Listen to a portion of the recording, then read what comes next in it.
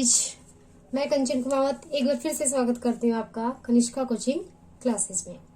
तो वीडियो में आगे बढ़ने से पहले अगर आप चैनल पे नए हैं तो चैनल को सब्सक्राइब और वीडियो को लाइक एंड शेयर करना ना भूलें।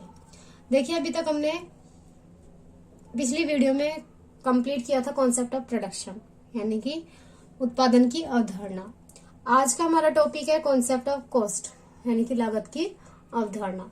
तो देखिए, सबसे पहले लागत होती क्या है। नॉर्मल वे में हम देखें या फिर साधारण शब्दों में हम देखें तो लागत से हाथ से क्या होता है, जब हम कोई भी सामान बनाते हैं उस सामान को बनाने के लिए जो भी साधन हमने काम में लिए हैं, तो उस साधन पे जो भी हमने खर्च किया है, यानी कि पैसे दिए हैं जिनके लिए, तो वो क्या जो पैसे हमने दिए हैं, जो हमारा खर्चा आया है, वो खर्चा ही हमारी क्या कहलाती है, लागत कहलाती है। तो सामान्य अर्थ में हम क्या कह सकते हैं, उत्पादन के दौरान जो भी हमने साधन काम में लिए हैं, उन साधनों पर जो भी हमने खर्चा किया है, उन खर्चों की जो राशि है वही क्या कहलाती है, हमारी लागत कहलाती है। तो अगर हम मीनिंग लिखना चाहें कि पेपर में पूछा जाए लागत का अर्थ क्या है, तो हम क्या लिखेंगे, किसी फर्म अथवा उत्पादक द्वारा, क्या है, किसी फर्म अथवा उत्पादक द्वारा उत्पादन प्रक्रिया में विभिन्न साधनों, जैसे कि देखिए, आप एक उत्पादन प्रक्रिया में एक उत्पादक अलग अलग साधन काम में लेता है, जैसे श्रम लेता है, भूमि लेता है, पूंजी लेता है, साहस लेता है, और प्रबंध व्यवस्था है वो लेता है, टेक्निक्स लेता है।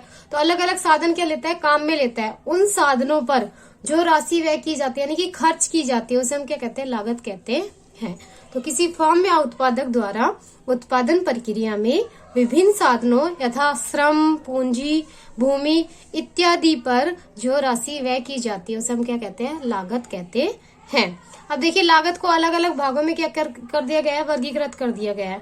तो उनका वर्गीकरण करके देखिए तो नॉर्मल वे में, सामान्य तरीके से हमने जो लागत को वर्गीकृत किया है वो 3 भागों में वर्गीकृत किया है। फिर दूसरे तरीके से अगर देखें, यानी कि आप कहो तो लेखों के आधार पर वर्गीकरण किया गया, और तीसरे तरीके से देखें तो समय के आधार पर वर्गीकरण किया गया। यानी कि जो लागत है उनका वर्गीकरण अलग अलग तत्वों को, अलग अलग फैक्टर को बेस में रखकर फिर किया गया है। तो पहले जो लागत का सामान्य वर्गीकरण है वो हम पढ़ लेते हैं। उसके हिसाब से जो लागत का वर्गीकरण किया गया है वो 3 भागों में किया गया है। देखिए, फिर से देखिए कौन कौन सी लागत कही मैंने, सामाजिक लागत, मौद्रिक लागत और अवसर लागत। सामाजिक लागत को हम क्या कहते हैं, सोशल कॉस्ट भी कहते हैं। मौद्रिक लागत को मॉनेटरी कॉस्ट और अवसर लागत को अपॉर्चुनिटी कॉस्ट। तो फर्स्ट देखिए, सामाजिक लागत या फिर लागतें।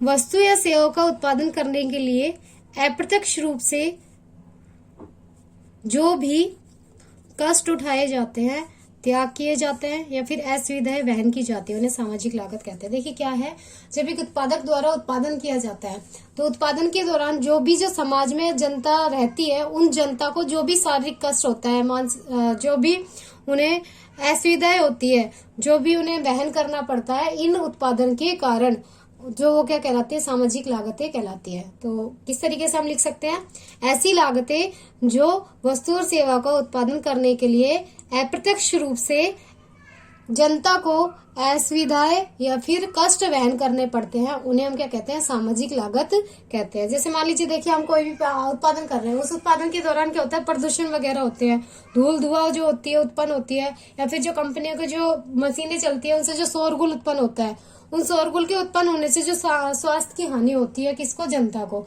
तो वो क्या कहलाती है, सामाजिक लागतें कहलाती है।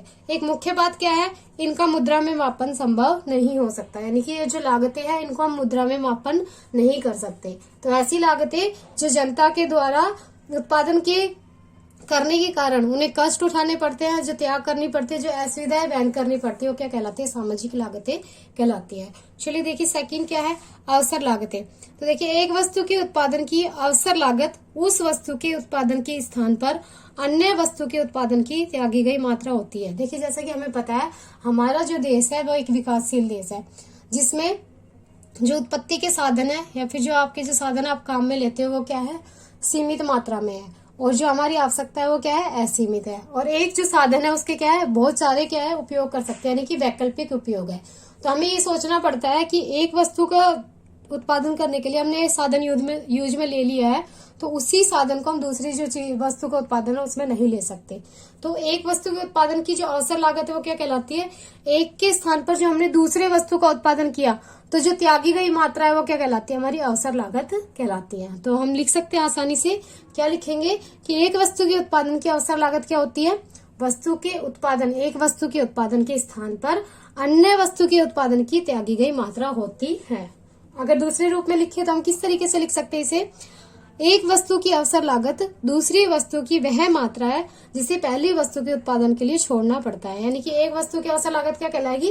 अगर आप दूसरी वस्तु के उत्पादन कर रहे हो तो पहली वस्तु की जो उत्पादन के लिए छोड़ना पड़ता है उसे क्या कहते हैं? अवसर लागत कहते हैं। जैसे मान लीजिए कोई वस्तु है एक्स, उसका उत्पादन कर रहे हो तो आपको कितने रुपए मिल रहे हैं? 1000 रुपए। और दूसरी वस्तु आप क्या कर रहे हो? वाई, उसका उत्पादन कर रहे हो तो आपको कितने मिल रहे हैं? 2000 रुपए मिल रहे हैं। तो आप एक उत्पादक की दृष्टि से उत्पादन करोगे तो एक्स वस्तु का उत्पादन करोगे कि वाई वस्तु का? तो नॉर्मल सी बात है, जिससे हमें ज्यादा पैसे मिल रहे हैं हम क्या करेंगे? उसी वस्तु का उत्पादन करेंगे। तो हम क्या करेंगे? वाई वस्तु का उत्पादन करेंगे। तो वाई वस्तु का उत्पादन करने के लिए एक्स वस्तु की जितनी मात्रा है या फिर जितना भी हमें त्याग करना पड़ा वो कितना करना पड़ा? 1000 रुपए। तो ये क्या आ गई? हमारी अवसर लागत हो गई। जैसे फॉर्मूले के रूप में देखिए तो हम क्या हो गए? फॉर्मूला क्या होगा इसका? अवसर लागत बराबर वर्तमान आय माइनस में वैकल्पिक आय। तो वर्तमान आय हमारी कितनी हो रही है अब? 2000। वैकल्पिक आय कितनी थी? 1000। तो 2000 में से 1000 घटाया तो कितना आ गया? 1000। तो इस तरीके से हम क्या कर सकते हैं? अवसर लागत निकाल सकते हैं। अवसर लागत का कॉन्सेप्ट हमने पीछे भी एक चैप्टर फर्स्ट में पढ़ा था, अभी दोबारा रिपीट हुआ है। तो अब आगे देखिए, अवसर लागत को हम क्या कहते हैं? वैकल्पिक आय भी कहते हैं, फिर वैकल्पिक लागत भी कहते हैं। इसे वैकल्पिक आय के नाम से भी जाना जाता है। नेक्स्ट देखिए थर्ड, मौद्रिक लागत।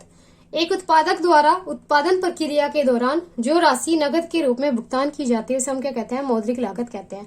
तो एक उत्पादक जो है उत्पादन करता है, उस उत्पादन प्रक्रिया के दौरान जो भी राशि वह भुगतान करता है नगद के रूप में उसे हम क्या कहते हैं? मौद्रिक लागत। जैसे नाम से ही पता चल रहा है मौद्रिक, मौद्रिक यानी मुद्रा, मुद्रा के रूप में या नगद के रूप में जो भुगतान की जाती है वह राशि क्या कहलाती है? मौद्रिक लागत कहलाती है। जैसे मान लीजिए कहीं आपने भूमि किराए पे ले रखी है तो भूमि का जो लगान है वो आपको पे करना पड़ेगा, फिर किराया आपको चुकाना पड़ेगा, तो क्या कहलाएगी? आपकी मौद्रिक लागत। अगर आपने कहीं से पूंजी उधार ले रखी है तो पूंजी पर आपको ब्याज चुकाना पड़ता है, तो क्या हो गई? ब्याज आपकी मौद्रिक लागत। श्रम आप करवा रहे हो, श्रम के बदले में जो मजदूरी दे रहे हो तो वो क्या हो गई? आपकी मौद्रिक लागत। प्रबंध जो आपने लगा रखे हैं प्रबंधक, उनको सैलरी आपने देनी पड़ती है तो सैलरी क्या हो गई? आपकी मौद्रिक लागत। और एक उद्यमी आपने है और उद्यमिता कर रहे हैं, यानी कि उद्योग लगा रखा है आपने, उसको क्या मिलेगा? लाभ मिलेगा, तो क्या हो गई? आपकी मौद्रिक लागत। नेक्स्ट देखिए, आगे वर्गीकरण करते हैं हम लेखों के आधार पर लागतों का वर्गीकरण। अब लेखों के आधार पर लागतों का वर्गीकरण दो तरीके से किया गया है, व्यक्त लागतें या फिर अव्यक्त लागतें। व्यक्त लागतें जिसे हम क्या कहते हैं? एक्सप्लिसिट कॉस्ट कहते हैं, और अव्यक्त लागतें जिन्हें हम क्या कहते हैं? इम्प्लिसिट कॉस्ट कहते हैं। तो देखिए, व्यक्त लागतें क्या होती हैं? वे लागत जो एक फर्म द्वारा लेखे हिसाब किताब में शामिल की जाती है व्यक्त लागतें कहलाती है। तो ऐसी लागतें जो एक व्यवसाय द्वारा या फिर एक फर्म द्वारा, एक उद्योग द्वारा आपने जो लेखे रखे जाते हैं, जो हिसाब किताब की बुक्स रखी जाती है, उन बुक्स में शामिल की जाती है, यानी कि दिखाया जाता है उन्हें, तो उन्हें क्या कहते हैं? व्यक्त लागतें कहते हैं। ये लागतें ऐसी होती है जिन्हें क्या करना पड़ता है? जो भारी लोग जो होते हैं, जो संस्था में काम कर रहे हैं, उनको चुकानी पड़ती है। तो इन्हें भारी व्यक्तियों को क्या करना पड़ता है? भुगतान करना पड़ता है। जैसे कि कच्चे माल पर व्यय कर रहे हो, यानी कि कच्चा माल आपने खरीदा है, उस कच्चे माल पर आप क्या कर रहे हो? खर्चा लगा रहे हो, तो क्या हो गई? व्यक्त लागतें। ब्याज की अदायगी, जैसे आपने कहीं से पैसे उधार ले रखे हैं, पूंजी उधार ले रखी है, उस पूंजी का भुगतान करने के लिए उस पूंजी के लिए आपको क्या चुकाना पड़ रहा है? ब्याज का भुगतान करना पड़ रहा है, तो ब्याज क्या हो गई? आपकी व्यक्त लागतें। श्रम आपने यूज में लिया है, यानी कि श्रमिकों को आपने लगा रखा है अपने संस्था में, तो उन श्रमिकों को उनको मजदूरी का भुगतान करना पड़ता है, तो क्या हो गई? वो व्यक्त लागतें। अब व्यक्त लागतों को हम क्या कहते हैं? स्पष्ट लागतों के नाम से भी जाना जाता है। तो आप कंफ्यूज मत होना कि स्पष्ट लागतें और व्यक्त लागतें अलग है। नाम से वैसे समझ में आ जाएगा कि व्यक्त जिन्हें हम जाहिर कर सकते हैं और स्पष्ट जो साफ साफ दिखाई दे रहा है। तो व्यक्त लागतें और स्पष्ट लागतें क्या होती है? ऐसी लागतें जो एक फर्म द्वारा अपने लेखे हिसाब किताब में शामिल की जाती है, व्यक्त लागतें कहलाती है। आगे देखिए, अव्यक्त लागतें, वे लागतें जो लेखे हिसाब किताब में शामिल नहीं की जाती। देखिए, ऐसी लागत जो लेखे हिसाब किताब में आप शामिल नहीं करते हो उन्हें क्या कहते हैं? अव्यक्त लागत कहते हैं। जिन्हें उत्पादक किसी अन्य को भुगतान नहीं करता। जैसे कि हमने पढ़ा व्यक्त लागतें कौन सी होती है, जिन्हें हम दूसरों को भुगतान करना पड़ता है, और अव्यक्त लागतें की हो जाएगी जिन्हें दूसरों को भुगतान ना करना पड़े। तो इनका भुगतान किसको किया जाता है, उत्पादक को स्वयं को किया जाता है। यानी कि जिन्हें उत्पादक किसी अन्य को भुगतान नहीं करता, अपने स्वयं के साधनों और सेवाओं के बदले फर्म से वसूल करना चाहता है। यानी कि अपने जो साधन और सेवाएं उसने दी है फर्म को, उसके बदले में जो प्राप्त करना चाहता है वो क्या कहलाती है, अव्यक्त लागतें कहलाती है।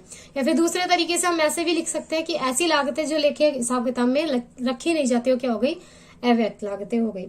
उत्पादक की, अब उदाहरण देखिए क्या है, उत्पादक की स्वयं की पूंजी पर ब्याज। अब मान लीजिए कोई भी फर्म है, उसमें कोई उत्पादक है जो उत्पादन कर रहा है, उसने कोई पूंजी लगाई है, उस पूंजी पर उसको जो ब्याज दिया जाता है उन्हें हम क्या कहते हैं, अव्यक्त लागतें कहते हैं।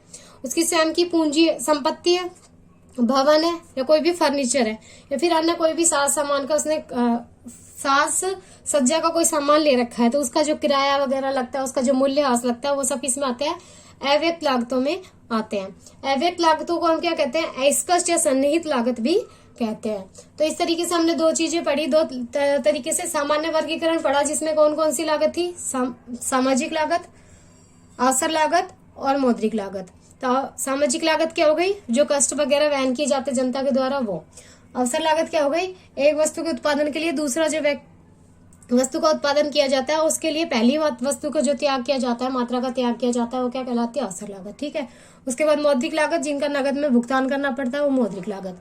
उसके बाद सेकंड हमने पढ़ा लेखों के आधार पर वर्गीकरण, जिसमें व्यक्त लागतें और अव्यक्त लागतें। व्यक्त लागतें कौन सी हो गई, जिनको लेखे या हिसाब किताब में शामिल नहीं करते, और अव्यक्त लागतें कौन सी हो गई, जिनको लेखे हिसाब किताब व्यक्त लागतें जिन्हें लेखे हिसाब किताब में शामिल करते हैं, और अव्यक्त लागतें जिन्हें लेखे हिसाब किताब में शामिल नहीं करते। इस तरीके से आज का हमारे टॉपिक दो वर्गीकरण हमने किए हैं, आगे करेंगे अगले वर्गीकरण अगली वीडियो में।